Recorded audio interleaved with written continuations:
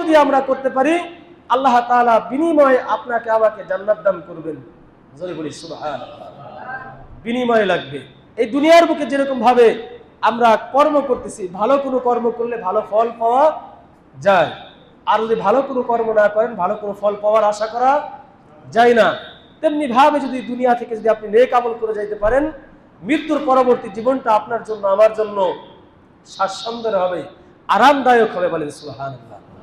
এই জন্য আল্লাহ পাক রব্বুল আলামিন পবিত্র কোরআনুল কারীমের মধ্যে বলেছেন, ইয়া আইয়ুহাল্লাযীনা আমানুত্তাকুল্লাহা হাক্কা তুকাতিহি ওয়া লা তামুতুন্না ইল্লা ওয়া আনতুম মুসলিমুন। হে ঈমানদারগণ, ইয়া আইয়ুহাল্লাযীনা আমানুত্তাকুল্লাহ, তোমরা যারা ঈমান এনেছো, আমানুত্তাকুল্লাহ, আল্লাহকে যারা ভয় করেছো, ভয় করার মতো ভয় করো।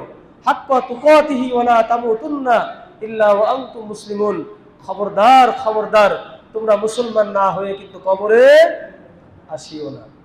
মুসলমান না হয়ে কবরে যাইতে কি করছে? আল্লাহ তাআলা নিষেধ করেছেন।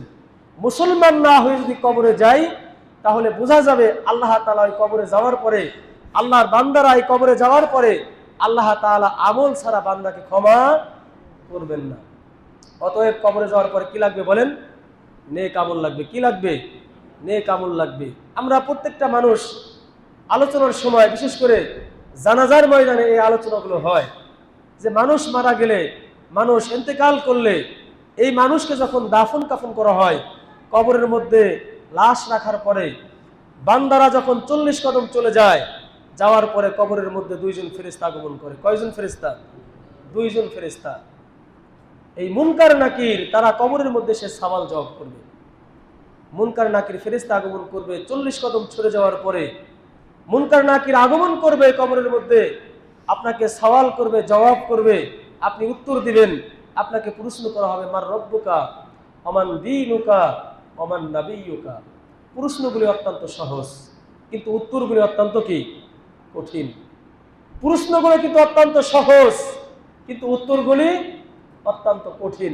উত্তর যদি জানা থাকে তাহলে আমরা কি কবরে যাওয়ার পর উত্তর দিতে পারবো। আর যদি উত্তর জানা না থাকে, পারবো নাকি? কথা বলেন। আল্লাহ তাআলাকে দুনিয়া থেকে চিনে যাইতে পারেন, কবরে যাওয়ার পরে আল্লাহ তাআলার পরিচয়টা দিতে পারবেন। সুবহানাল্লাহ বলি।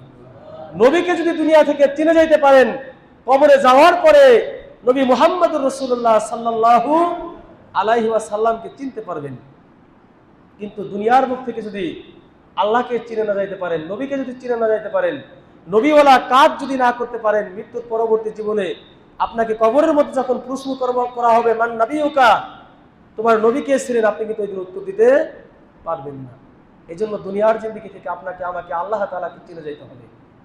কবরের মধ্যে প্রশ্ন করা হবে, মার রব্বুকা, তোমার রবকে।